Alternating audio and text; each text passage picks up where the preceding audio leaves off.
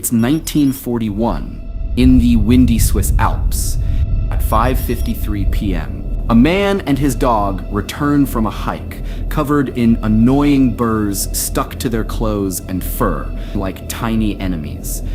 Most people would angrily brush them off and forget them. But this hiker, George de Mestral, doesn't.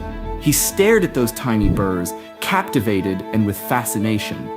That single moment of curiosity would ignite an idea that would change the world. This is a story about how a stubborn little burrs led to one of the most unexpected and useful inventions of the 20th century, the Velcro.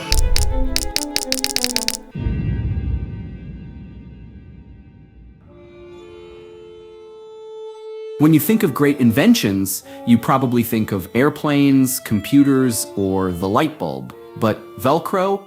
That hook and loop fastener we use on shoes, jackets, and even in outer space, it's one of those everyday objects we rarely think about. Yet behind it is a story of persistence, science, and a dog walk gone weird. So how did burrs inspire Velcro? And how did it go from forest nuisance to global phenomenon?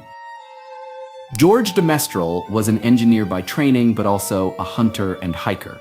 After his 1941 walk, he noticed how tightly burrs clung to fabric and dog fur. Being curious, he slid one under a microscope.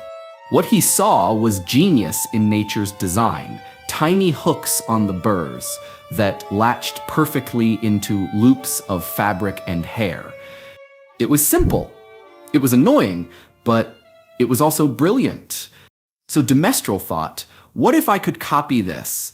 And what if I could make a man-made fastening system that mimicked the hook and loop of burrs? It's easier said than done. For years, de Mestral experimented with different materials. He tried cotton, but it wore out too quickly. Eventually, he settled on nylon, a synthetic material that was tough and flexible. Using heat and special weaving techniques, he created two strips, one with tiny hooks, the other with soft loops. When pressed together, they stuck, and when pulled apart, they ripped open with that now familiar sound.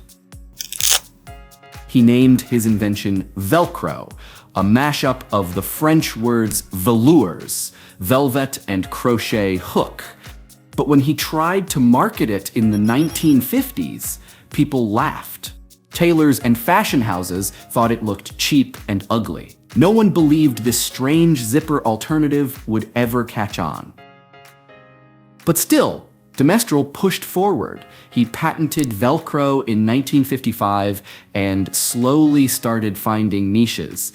Skiers in Switzerland loved it. They could fasten gear quickly with gloves on. Then, in the 1960s, NASA came knocking. Velcro was perfect for space missions. It held objects in zero gravity, kept pens from floating away, and even helped astronauts get in and out of bulky suits. Suddenly, the world took notice. What started as a silly idea was now space-age technology. Fashion followed, and soon Velcro appeared in clothing, shoes, and children's wear. Velcro became more than just useful. It became a cultural icon. It showed up in toys, wallets, sports gear, and those famous sneakers kids could strap without tying laces.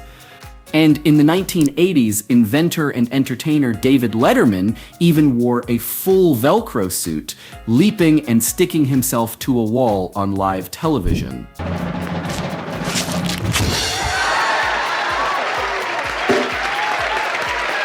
De Mestral's company carefully guarded the Velcro trademark. For decades, it was the only brand allowed to sell hook and loop fasteners under that name.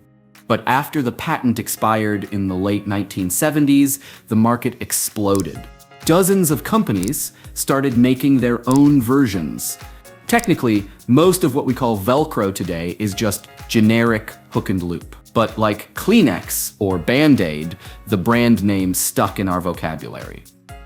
Velcro was originally marketed to fashion designers as a zipper replacement, but they rejected it for being too ugly. Astronauts on Apollo missions used Velcro for everything, from strapping down food to keeping tools handy in zero gravity. There's even a sport called Velcro jumping, where people in Velcro suits launch themselves at sticky walls. And in 2017, the Velcro company even made a viral music video begging people to stop calling all hook and loop fasteners Velcro. This is called hook and loop. This part's a hook, this part's a loop. You call it Velcro, but we're begging you. This is f***ing hook and loop. So the next time you hear that loud rub when you pull off a shoe or strap down a bag, remember it all started with a Swiss engineer, a curious mind, and a burr stuck to a dog's fur.